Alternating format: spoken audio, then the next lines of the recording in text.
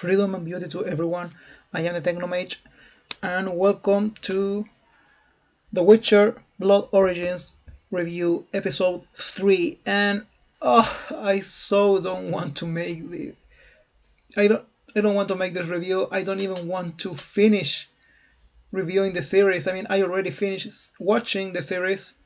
After this, I have to make the review for episode 4, but the series is so boring.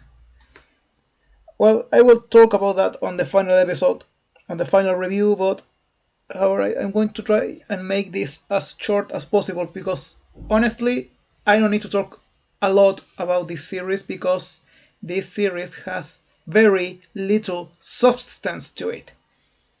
But more of that on the review of episode 4. Now I'm going to focus on let's focus on episode 3. So, we are in the third episode of this 4-episode series, and the 7 finally meet. Something special about you lot. When?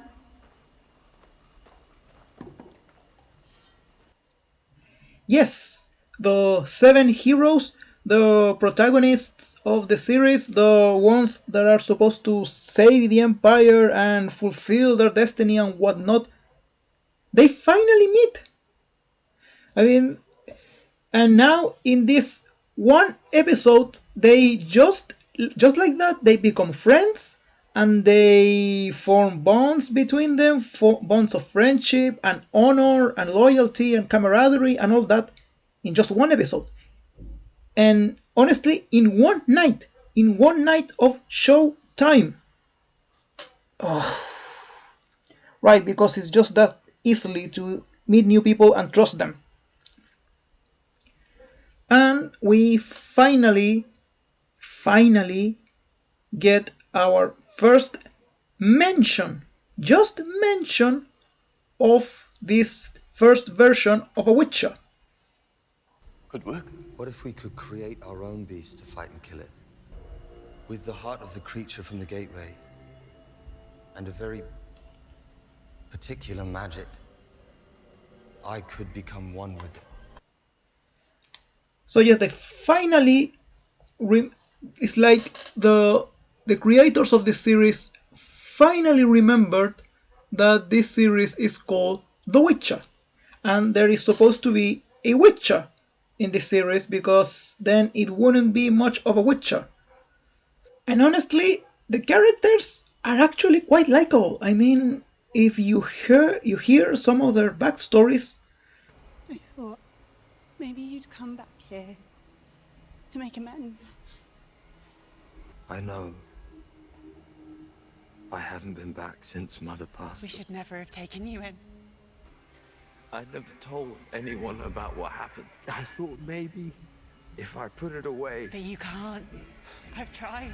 What we did to her. We were trying to save her. No, she died, Sindril. She was the fairest dwarf you ever did see. I was mad in love with her. The happiest days of my life. One day you fall into a mage's mists, and she sees all that you have done, the evil that you've torn into the world, and somehow she sees good in you.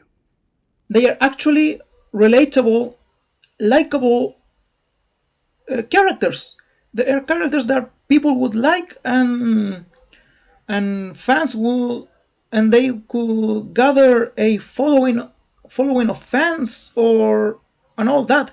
But unfortunately, we cannot make that connection with them because they almost have no substance to them. Because in just a few lines of dialogue, they give us all of their backstories. Like seriously, their backstories are actually interesting. They are compelling. I want to know more about these characters, and it would have been actually amazing to see their backstories being fleshed out. I mean, give them a whole episode to explain their stories. after they give us snippets of information about them, about their characters, about their beliefs and fears and all that. Character development, personalities. They have none of it.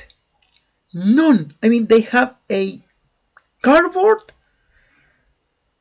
cut out of a personality, and that's all these characters are. They never.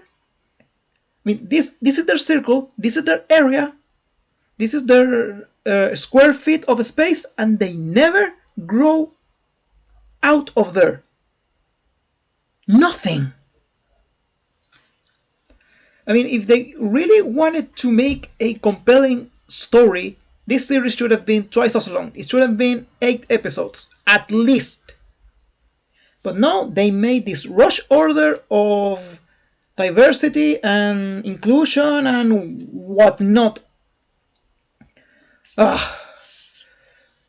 So as I said, they finally mention about making their own Witcher, and they had to decide who's going to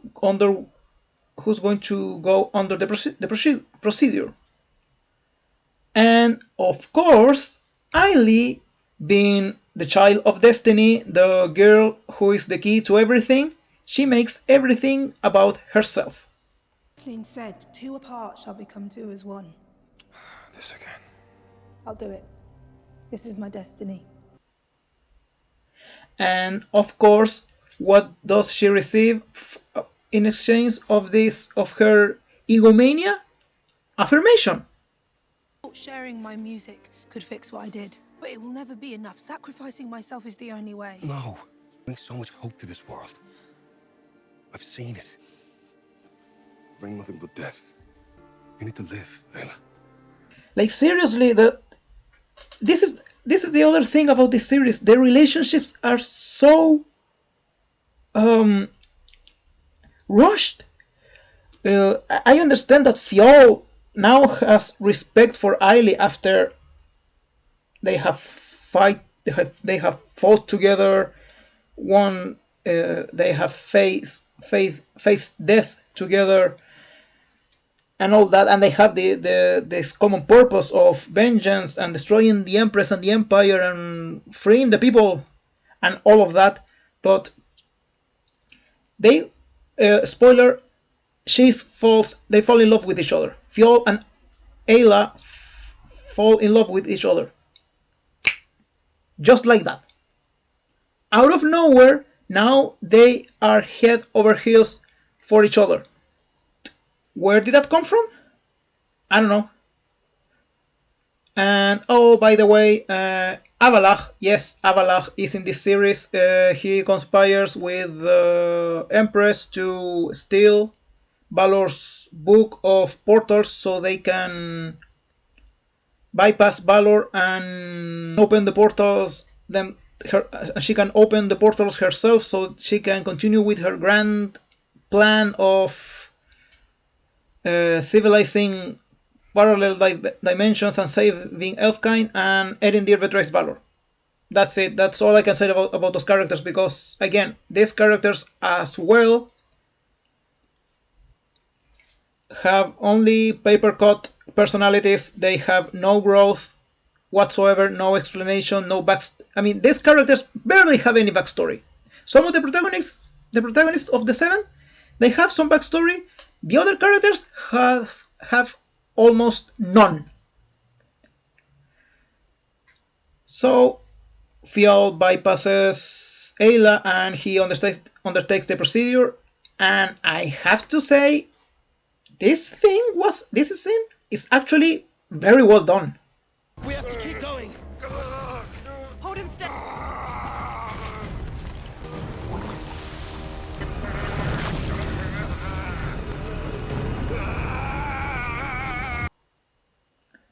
Because I don't know if you know, but this is not the Netflix Witcher series. Is not the first Witcher series.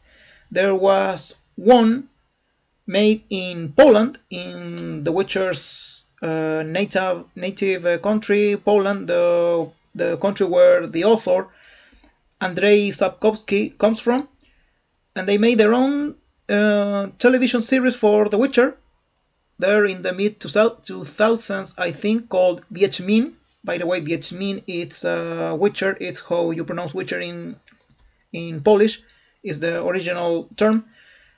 And in that series, we see a scene of a very young Geralt undergoing the trial of the grasses, and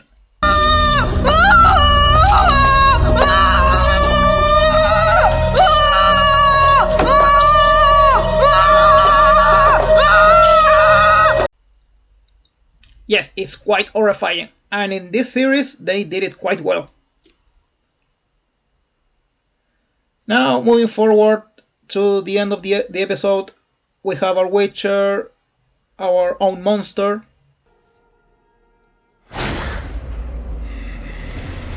And Skian had a plan to infiltrate the castle, which is to claim the bounty for Fiol and deliver him to the Empress, and have the Seven and other of her friends, other sellswords, sorry, oh wow, that's, I don't know how to pronounce that word so easily, disguised as soldiers of the Empire, so they can just waltz into the city without being questioned.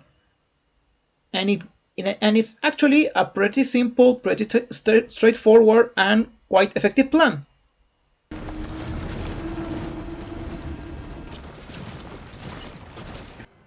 Fight it. If not for the fact that none of them cover their faces, nor their hair, we can clearly see that this one is Ayla, the Lark, the other criminal that is being hunted down across the continent, across the Empire. You can clearly see that that's her, and this other one is the other mage, the one that has white hair. You can clearly see that these both are women. And so far we have never seen, I think we have not seen female soldiers. We have seen female assassins, yes, but not soldiers. And even the dwarf is in the group with a helmet, pretending that she's a soldier of the Empire. Oh!